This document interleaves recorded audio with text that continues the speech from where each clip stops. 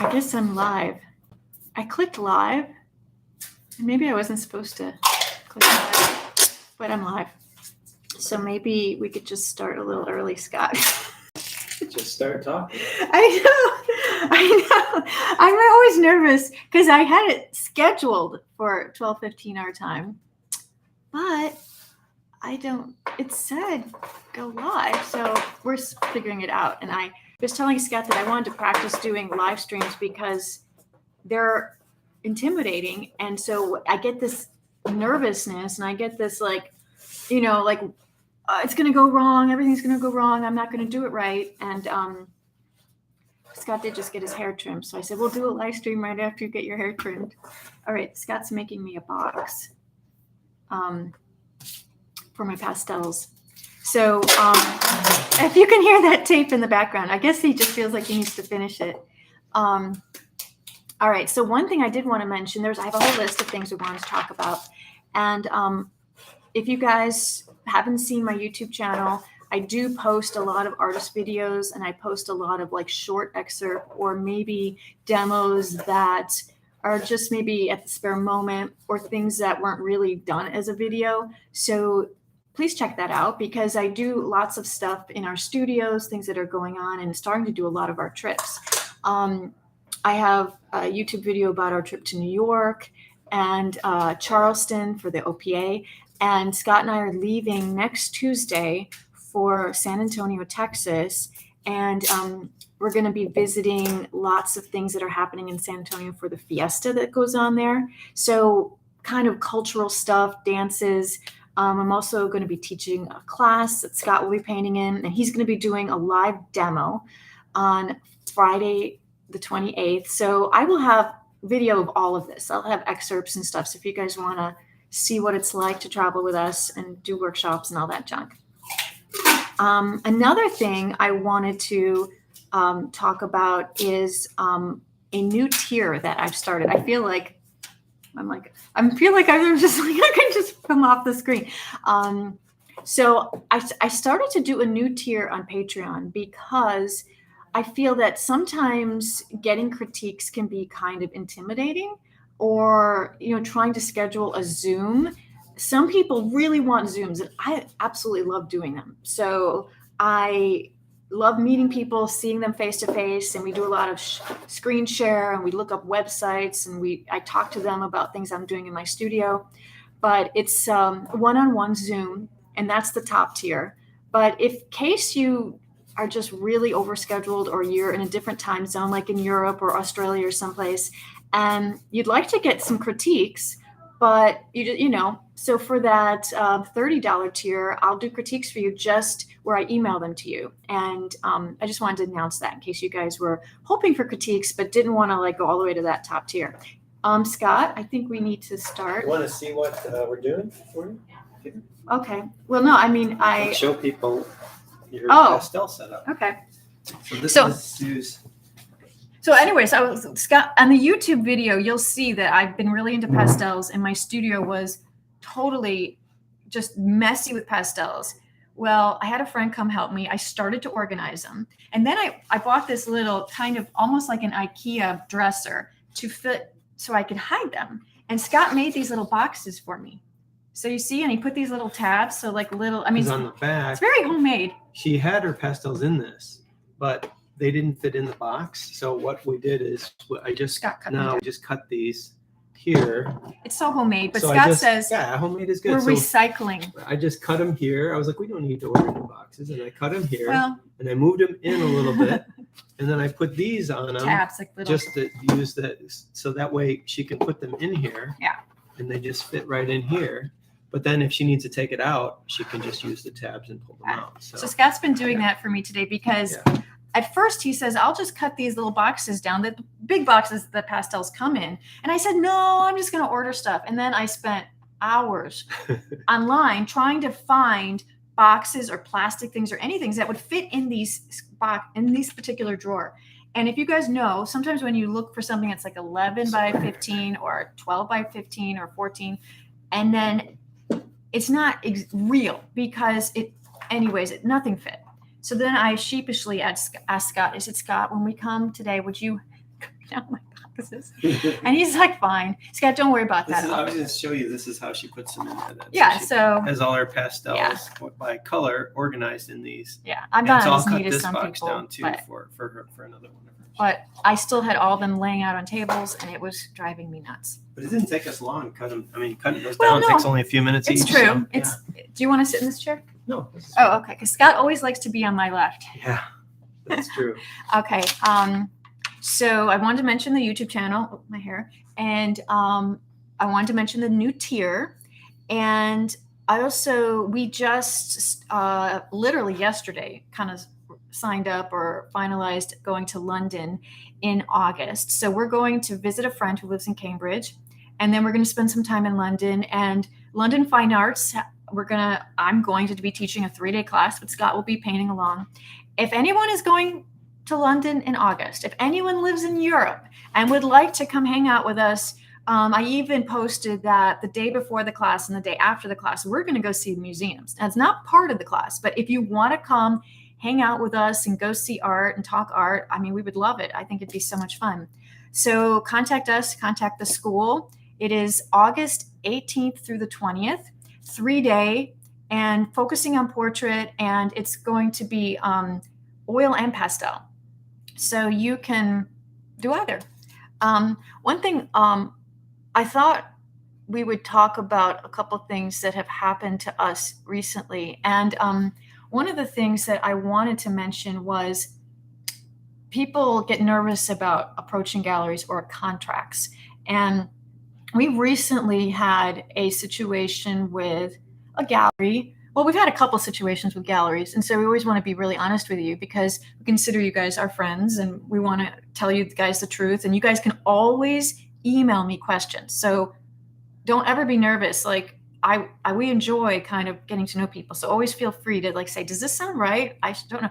Anyway, so I wanted to talk about the fact that we were invited into a show. And sometimes we have to question why we say yes to shows. You always want to be invited to shows. It's like, you want to have the right of refusal. I mean, you want to be included, and then if you can't do it, but it's always sad when you're not included.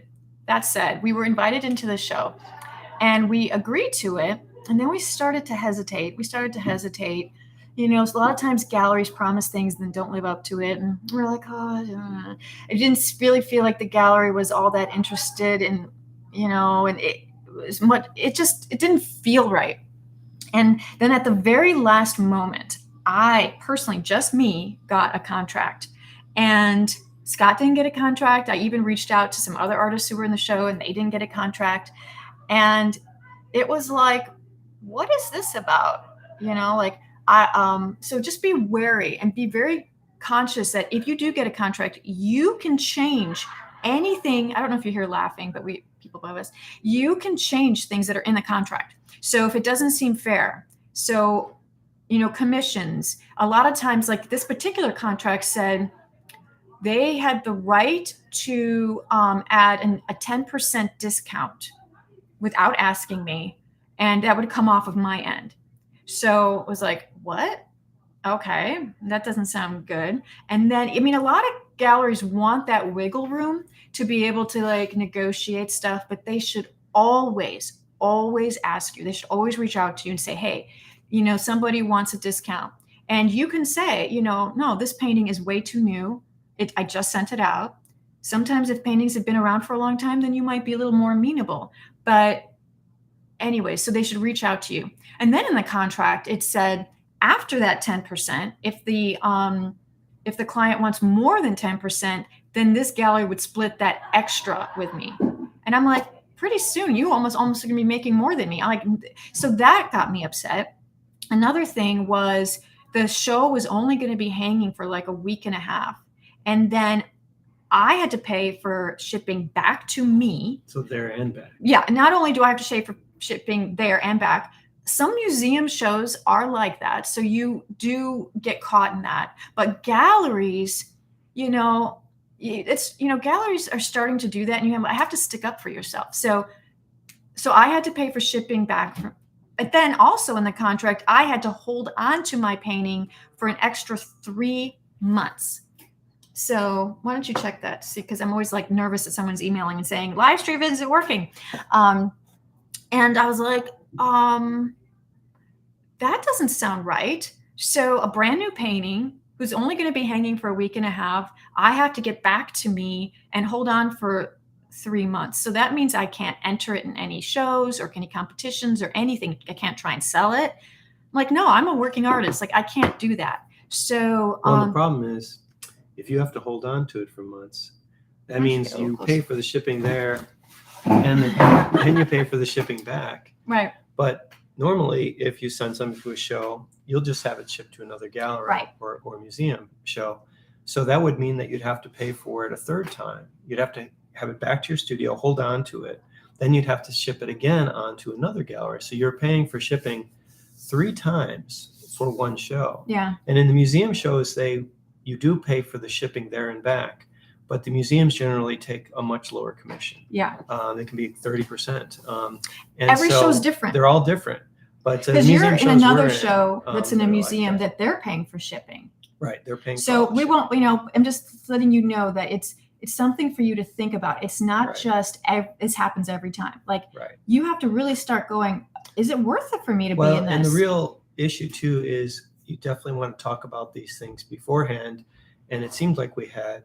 So when you get a contract just a couple of weeks before you're supposed to send the things, and this has been in the works for a long time, that's where it's kind of like, well, this is kind of just popped on you. To be honest with you, Scott, we were not like super sure what was happening with this show. Like it was changing. It was morphing over time. Like there's always these big plans, big dreams. And then over time you're like, oh, okay. Oh, okay. Oh, okay. And then it was like at the 11th hour, only I get a contract. And so what that tells me is, and with galleries too, you have to be very careful how they talk to you, because we've also been kind of told that we're not top tier artists or this or that. And you're like, wow, well, that's not a way to talk to artists to like make them be loyal to you. And you have to really try and not just go with a gallery because it is well known, or you think you see other artists being really successful with them. That does not mean at all that they will be successful for you. How do they make you feel? If they don't make you feel loved and honored and like they're really going to promote you and they really love your work, it is not going to be successful. And it's like dating. I always say this. And then sooner or later, if it's 6 months, a year, 3 years, you're going to leave them and you're going to feel dirty and upset with yourself that you put up with it. So anyway, so what that was telling me that I got that contract at the last minute was, well, I was considered on a lower tier than Scott and some of these other artists. And, the stuff that was in this contract was just so like crazy. And to be at the last minute also. And even when we sent a reply saying, this isn't going to work for us, they wrote back and said, oh, okay, we'll change it all. We'll change it all. I was like, well, no, I'm sorry. I already feel gross. I already feel disrespected. I already didn't get a great vibe from you. So that is why I want you guys to stand up for yourself. It's a little bit easier. We have each other to bounce off of. And sometimes when you're kind of out there all by yourself, you think everybody's dealing with this. And so you just have to go along like everybody's doing 50% commission. And it does seem like a lot of galleries are pushing towards that, especially in galleries that have extremely high rent. But you can negotiate things. You can negotiate things like, hey, I don't want my frames to be included in that, or I want you to frame it, or, other things that can happen to where it's not just all on you, where you have to pay for everything and then you hardly make any money at the end. So I just wanted to put that out. And I remember years ago, we really haven't been into contracts. We never really have signed them. And it just never came up. A long time ago, I used to always do contracts, but we haven't done it in a while. Years. But I wanted to say the fact is that a lot of times it is like a handshake. It is like, do you trust this person? Because it's a small world in the art world. If someone cheats somebody, everybody's going to know about it. And the number one thing that we hate when galleries do is when they say, oh, I'll do this for you, but don't tell anybody. I'll do this for you, but don't tell anybody. Well, you better believe it. We're going to tell everybody. I'm going to tell you what commission I get. I'm going to tell you if they, kind of lied to us or this or that, or they're hard to like. I just feel like there's no personal, I could never live with myself. Artists have to support each other. We have to support each other. So, yeah. So if that gets out, they should be careful who they treat badly. And it is something we've discussed. It's like when a gallery or a show or somebody sends you a contract, have your antenna up. Because first I want you to read the contract very carefully. A lot of times they give these stipulations about, oh, well, we need the painting for 6 months or 9 months or a year or something like that. And you need to change that. You need to say, hey, if this show runs or if it's a special show for a month, 2 months, 3 months, you say, no, I have the right to ask for my painting back after, however 4 months, whatever you feel comfortable about. Because I'm getting riled up because I just feel like we have to like really stand up for ourselves. Nobody else will. Galleries won't. Well, and it's interesting because I've had many galleries going way back, like 30 years ago, when I would go with galleries in Scottsdale and stuff, and they would say, oh, we're 50% with all of our artists.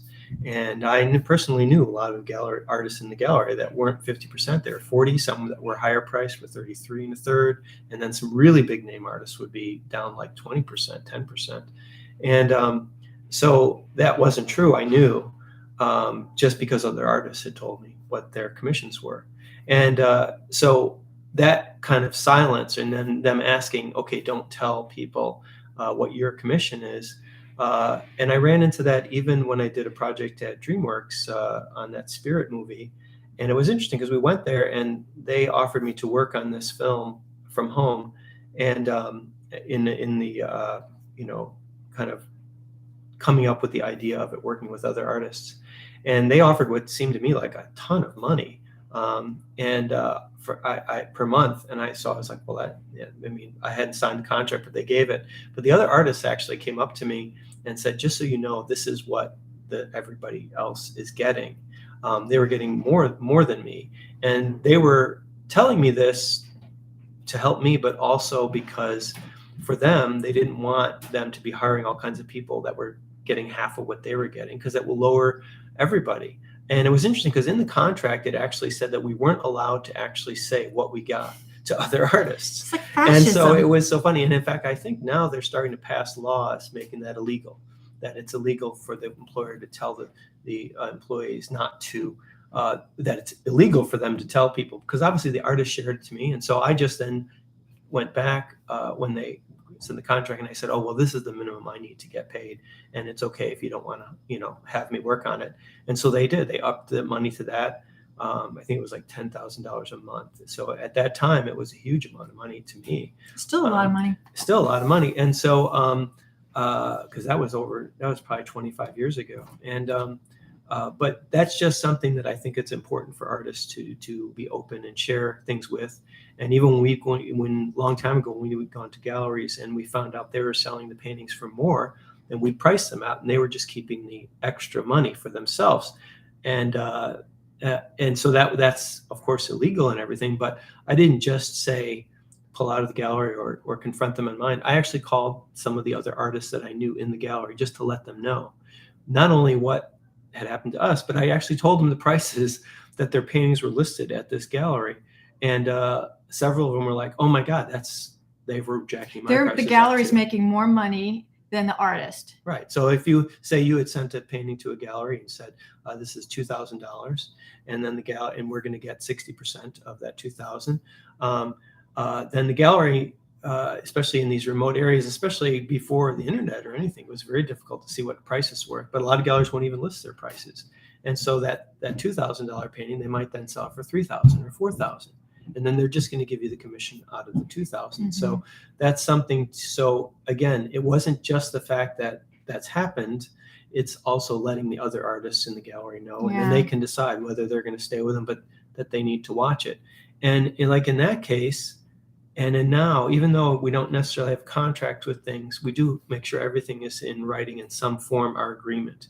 So like when I go with a gallery and they ask me to do a show or whatever it is, I'll do it through email, just so that I have some kind of record of what's set. Are we 60%? Are we 50%? And I have had times where they later have sold things and sent me the check for 50% when it was supposed to be 60%, and just say, oh, I'm sure we didn't do that because we would never agree to that. And that way I can just forward the email and say, here's the email where you asked me to be in the show. And I said, as long as you understand I'm 60%. And they wrote back and said, okay, that's no problem.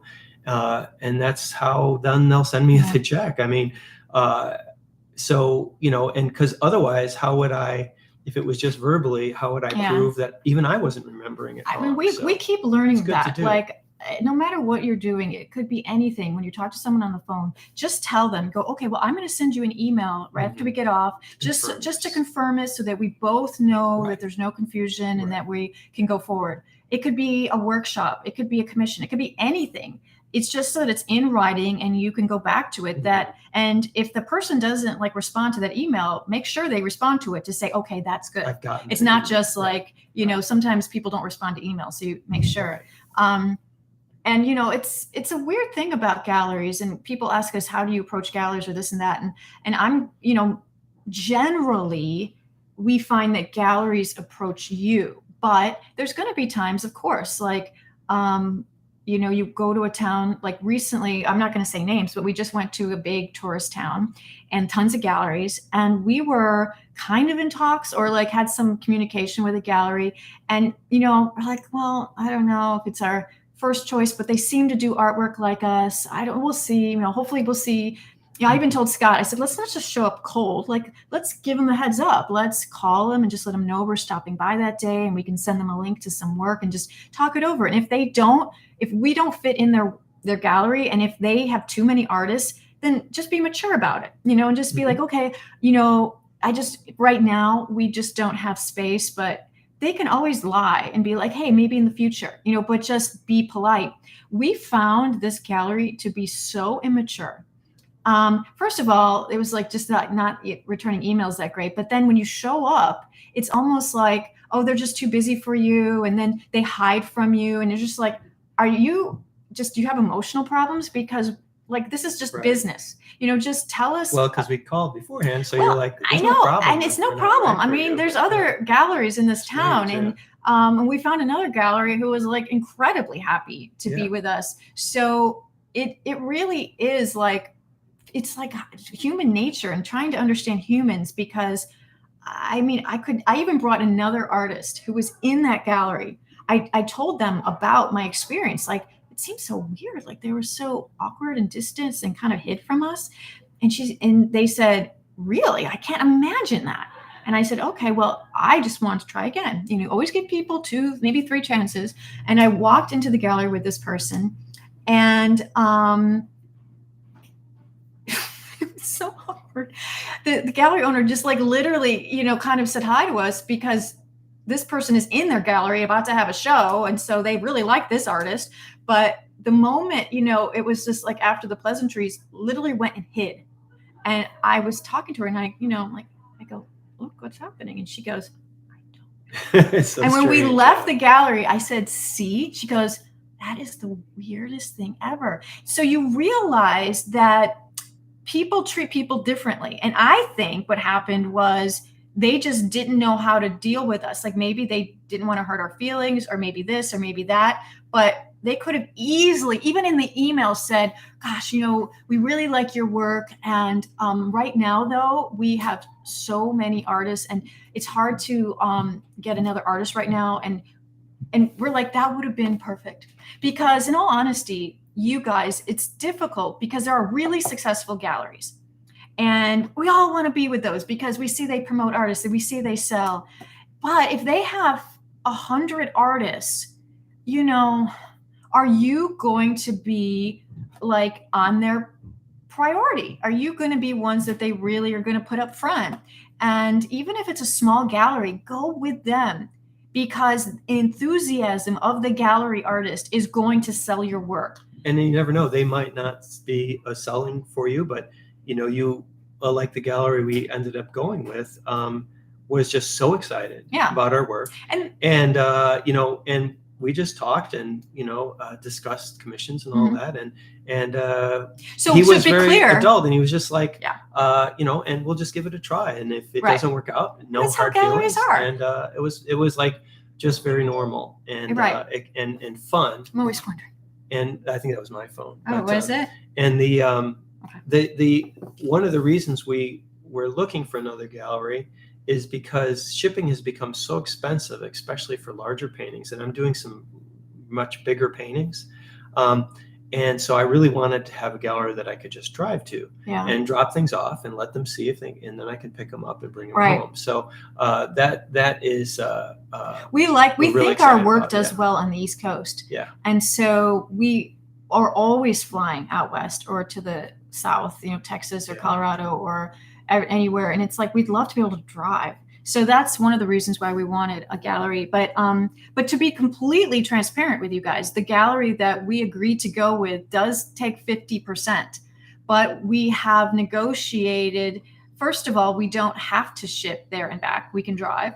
And so that takes off some of our, but also we talked to them about frames and that, how much some of our frames are. And so there's a negotiation there about like, if a painting has, more expensive frames, or maybe we will just send them unframed, or maybe we're going to go do that stuff where you do the gallery wrap, or you do the, where things can be hung painting the sides without, or the wood panels that can be hung without frames. And then if somebody wants to spend, because some of our frames, to be honest with you, can be anywhere between $500 to $800 or more dollars. And it's like, it's too much to then, give them another 10% off of that. So we were negotiating about frames and that they might frame things and then have it be on their end. So I just want to be transparent with you because in general, we have always done 60-40 or even less. And so I want you guys to know that, galleries are pushing for it. And some galleries do have extreme overhead. So I get it. Other galleries who don't have extreme overhead, I don't think it is right for them to take 50%. And the newer gallery, I am going to do 50%. I don't have the shipping issues, and most of the paintings I'm sending to them, and they're going to put a frame on it, not an expensive one, more because these are more modern paintings, and then they're going to just add that cost to if it costs $300, the buyer will pay that. And we'll just be splitting the cost of the painting, because especially these bigger paintings, they can be $1,000 or more frames that I put on these things. So then having 50% out of that, so it's kind of working out the same as far as my profit would be as if it was 60-40, and if I was also paying for the frame and even just paying for building crates for these big ones and shipping them. I have to build the crates, and shipping them can be several $100s. So those all kind of come into it with your thinking. And so that's why I could do it with them, because it's very easy. I can drop things off and they deal with the frame. And if it doesn't sell, they said they would just use that frame for another artist. I wouldn't have to then buy the frame. Whereas if I'm shipping things across the country, I just can't do that kind of thing because they're not set up to frame it. And it's just a lot of expense in shipping. And stuff, so just to clarify, we did not sign a contract with this gallery. It is pretty much by a handshake, but we make clear all the things in an email. So, that's just to let you know. Well, and on the consignment sheet, they write down the paintings that I'm getting, what I'm pricing them at. And then on the consignment sheet, if they had asked us to sign a contract, I'm going to tell you that I would have been wary. And that's one of the things I really wanted to talk to you about today, is that be wary of people who want you to sign contracts. And I'm not a psychologist, and sometimes my words get fumbled, but there is something weird about people who want to be very legalese about it, because you realize that it's always going to be in their favor. And so you have to really you have wonder. to read these really you have to read them really carefully. I'll read them, and but there's usually things I need we to change, find that the people who want contracts are usually the people who shouldn't be trusted. And the person who in general, Scott, because we even know other well-known artists who says, I'll never sign a contract. And it's like, because you start to realize, well, who's asking you to sign a contract? Okay. I mean, little hairs up on the back of your neck start to. But I mean, again, it's almost like a contract when I put on the thing, that frames aren't included. This is the commission. So it's all written. So that's kind of like a contract for each painting. So that's why I'm saying, It doesn't have to be this long contract with all these sorts of things in it, but you do want to have something that you can go back to and say, this was our agreement. Yeah. You know? So and the it's a only verbal thing I'm going to contract, say is I basically. remember signing a contract for workshops in France, and I can almost understand why she needs to do it. Oh, yeah. Because she puts so much money up front. Mm-hmm. Like for her, she's really putting her money where her mouth is. She's literally spending so much money to advertise and promote, and she has to put down deposits for these chateaus, and she's hiring people. So in that way, I can see. So I'm saying, you know, when I'm kind because of if an artist contracts, just doesn't show up, but that's a disaster. I mean, in her way, she really is like left hanging. If like all of a sudden the artist is, you know, like freaks out or whatever, like she's like, no, I'm willing. She's willing to do all this money and put all this time, energy, sometimes for a year and a half. And then there has to be like, okay, you agree to do this. But in general, galleries, I don't know. Anyways, so I want to talk about galleries. I want to talk about, we've been rejected from shows. We've been rejected from galleries. You know, I talk to friends sometimes when they get really sad about being rejected from like a competition, and we've been rejected from competitions. And it is always like a little bit of a stab in the gut, but then you have to look at it from the bigger picture and realize that it's just usually one person or just a couple people's opinions, and possibly they've seen 1,000 images. And if there had been a different judge, there probably would have been completely different winners or people accepted to the show. So another thing I wanted to talk about is when I first started Patreon, I did all the videos through Vimeo. You just had to. You had to do it through Vimeo or YouTube. They did not have the platform set up to just directly embed the videos. In the past 5 months, I think, Patreon was able to get that technology. So in those 5 months, I think, I've been able to just embed the videos completely in Patreon so you don't go through a second party. Well, I got something from Vimeo, and this is the problem. I mean, they have to work together, and sometimes one changes. And then there was an issue last year where, you know, all these steps I had to do, and then Vimeo changed it, and people were writing me saying, oh, it doesn't show up, blah, blah, blah. Vimeo told me I have to go in, and all the videos I've done through them in Patreon, I have to change settings. Okay. It's like 100 videos. Well, it's not, no, I told you, it's not all of them, but it's a bunch. And I wanted to just give a heads up that while I'm changing these, I wanted to make it so that not everybody's just getting a notification, like it's a brand new video. So if I'm changing a video that happened 2 years ago, I'm debating, and I would like you guys to almost tell me, like Scott was saying, and a lot of people who like maybe just signed up for Patreon don't know some of the things that we had 2 years ago, 2.5 years ago. Because you have to scroll so long. There is, if you actually go to patreon.com/Susan Lyon, there is a front page with a welcome. I don't know how to do that through Livestream. There's a front page with a banner and tabs. And that way, but I know sometimes you can't see it all the time. So if you just get an email from us, like you're going to get on May 1st about the new videos, it doesn't show you the tabs, but you have to go to the main page of Patreon to see the tabs. And we have multiple tabs like drawing videos, portrait videos, pastel, materials, you know, Q&A or one-on-one critiques, photographies, Photoshop. And so I'm wondering, well, is it a good idea if I allow notifications so that when I change the links of a video that all of a sudden you're reminded? Or maybe some people never even knew. Hey, I never knew that there was that video on Photoshop, or I never knew there was a video on these materials.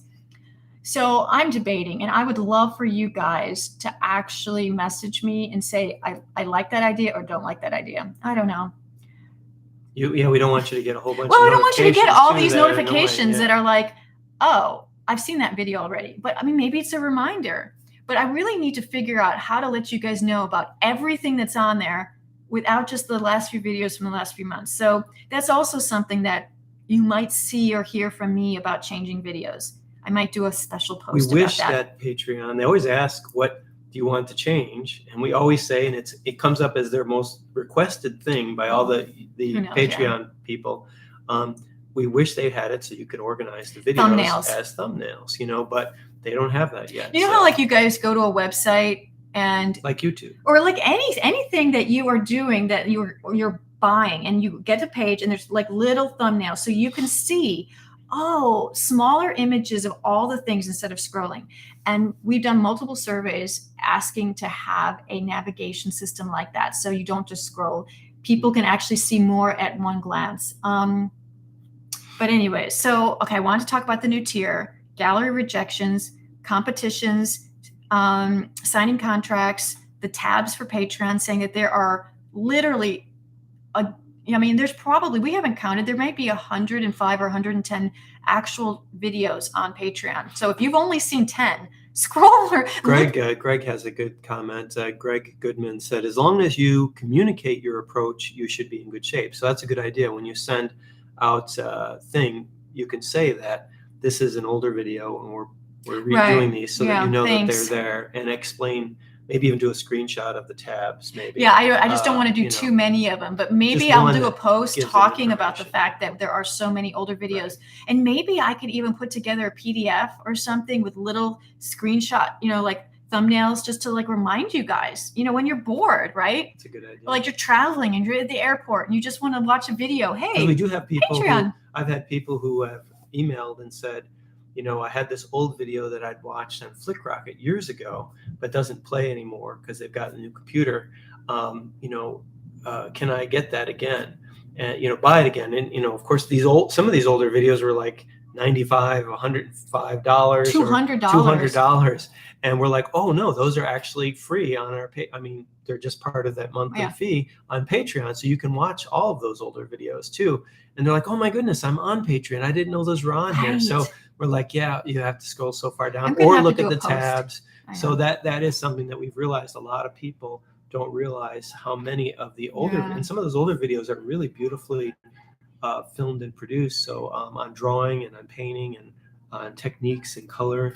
So we might have to start reposting so that people realize. I know. I'm going to figure it out. I'm trying to get better. I am not a tech person. Doing this YouTube live almost gave me, it gave me stress because I'm like, is it going to go well? Thank you, Andy S, for saying hi. I want to do these even if we make mistakes. So in the future, like say all of a sudden thing comes up and we really want to share it with you, we want to be able to do these. So be wary of contracts. Don't get too down if you don't get into competitions. This happens to us too. Gallery rejection is a weird one. Be more about how they treat you, how they treat strangers. Do they love your work? That's going to be the important thing. I do think approaching galleries in person is probably a little bit better than approaching galleries by just sending your work, because we've heard it from the gallery end is that, they must get so many requests, and it's just probably too much for them to do. If you can visit them at all, that would be great in person. And it is important to have, Sue kind of got me to do Instagram and stuff. I had it she had signed me up for it for years and I didn't even post anything on it. But honestly, some of the bigger shows in New York and places, they see my work on the Instagram, and that's how they've contacted me. I love how he says the Instagram. It's like an old man. They see me on the Instagram. Exactly. But no, we know a lot of people who get approached by Instagram. I think that's probably the big way that galleries look for things now, is seeing them, on Instagram and seeing the following and the reception that people get on it.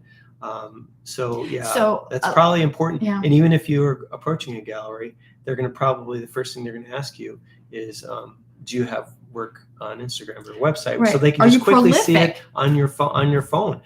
Probably coming in with paintings or coming in with a portfolio is so outdated nowadays. They just show your phone, and people can in an instant see if they like your work or not. That's something I mentioned in the very beginning of this, was that for the most part, galleries do approach people. And sometimes when I mentor, so in Patreon, I have a tier where I mentor and we talk and we meet all the time, and they ask questions. And I'm saying sometimes people they're maybe nervous, or maybe they just don't want to do social media, or maybe they don't have any social media and they know they have to, but they're nervous or they're shy. And I'm like, people want to see the process. You can post things half finished. You can post things close up. People want to see the journey, and they need to become connected to you. And that is how galleries will find you. And some people will say, well, I post and I don't get any followers. Well, you do have to do hashtags. I also heard that just posting once a day, do an experiment once a day for a month. You can do anything, like even if you post old images. So you can go back to things you did years ago that you really like. You can do close-ups, but post a day, talk a little bit about it, and do hashtags. I mean, how I've even learned how to do hashtags is just go to people who have a lot of followers and see what they're hashtagging. And you just start to like do like, you know, pastel, art, artworks, workshop. I do Susan Line Fine Art. You can do, you know, selling art. Use all these things that you can just have maybe 10 to 15 hashtags. It helps, and you will see. We notice that our growth. I'm bad because I don't do hashtags. Yeah, but that's why Sue has more followers. But no, but like you're getting better. But it's like our sometimes our followers will go up, and then they'll like stop, or sometimes we'll lose 100, and it's just like an algorithm. So it's like working out. If you stop working out, yeah, your followers will stop. We're self-employed. We cannot just hope that a fairy god princess is going to come down and like make it all better for us. It's a different world. We have to hustle. We have to get our stuff out there. And it's hard when you're starting out or you're not super well known yet. I had a young artist, really talented young artist that we'd met and came and painted at my studio one day. His name's Greg Carr, and really talented artist. And he had been asking me about galleries and things, and he was in one gallery, but was really asking about how do you get into these bigger galleries and stuff, and some of the ones that I was having shows at. And I really told him, you know, when I started out, my best gallery when I was in art school and just after was just a little frame shop, you know, in Oak Park, and they sold things for like 50 to 75 to 100. This was a long time ago. It was a long time ago, but they were a really good gallery for me because you know, they were framing them then when people would buy them and things. And that's just kind of, so what I was telling him is, for when you're just starting out like he was, if you do get into one of these giant galleries, it actually might not be great because, you know, they're of course going to try and sell the things for thousands of dollars first, and then they'll come to yours, you know, for a few hundred or 1,000 at the most. So it can be difficult to instantly try and approach big galleries and think that's going to be your silver bullet. Honestly, a lot of the smaller galleries, when you're starting out, are going to be your bread and butter because their collector base are looking for smaller paintings.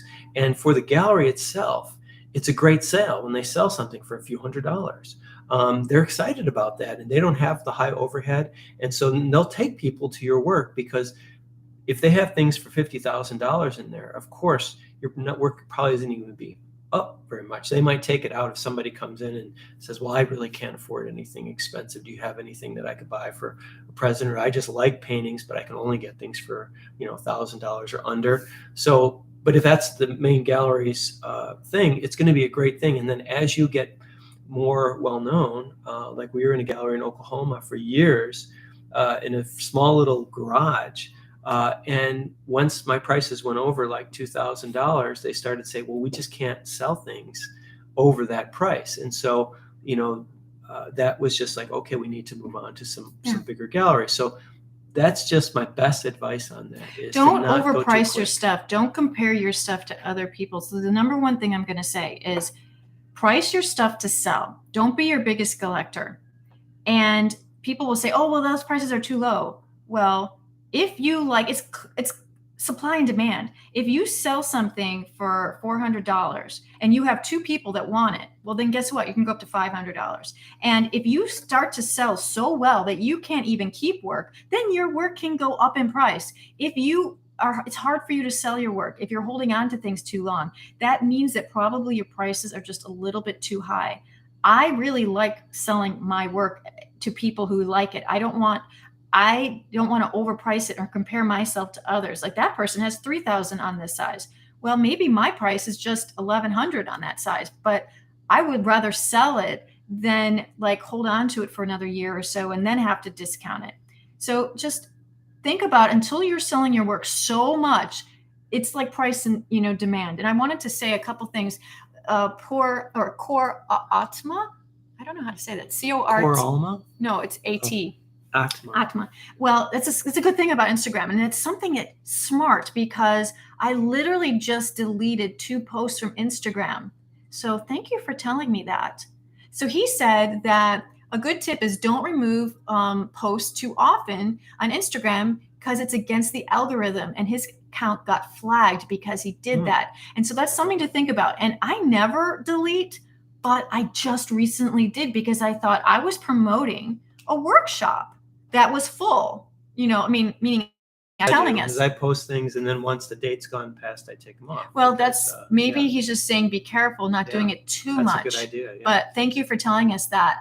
And Andy also says it took him a while to join Instagram to realize that he was commenting, going back and forth between people or bots. Yeah. And I mean, whatever. Right. We'll never know who's fake and who isn't. Someone did tell me though that I've kind of lost my train of thought. Oh, that a good way to also get more followers is to actually engage, is to like go to other people's and actually like theirs and comment on their posts, because there's a reciprocal thing. Like, are you not saying nice things about other people?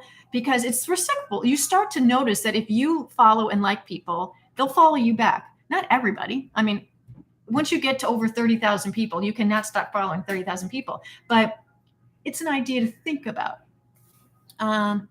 Okay, anyway, so I just want to do a live stream today. We can stop this. You guys are probably bored of us. Please check out my YouTube channel. It's just Susan Lyon Fine Art, because I'm going to post one probably tomorrow. And it's just behind the scenes stuff. It's quirky things. And you'll get to see our trip to San Antonio next week. Be in San Antonio next week. I'm going to do a demo. Yeah, I'll show a little bit of that. I'll show a little bit of the class. I'll show some of the dances and the fiestas and the things that we go see. Oh my God. And the gallery. I'll give you a tour of the gallery. Yeah, that's beautiful. So anyways, don't be scared to reach out to us and email me for anything. And thank you for joining us. And did you have anything you wanted to say? No, I'm going to go back to making boxes. No. We're actually going to go and have lunch because I'm thinking about food too much. And stay inspired. And if you need inspiration, just email me and I will send happy smiley faces. Thanks, Greg. Bye. Bye, guys. See you next live stream. Okay.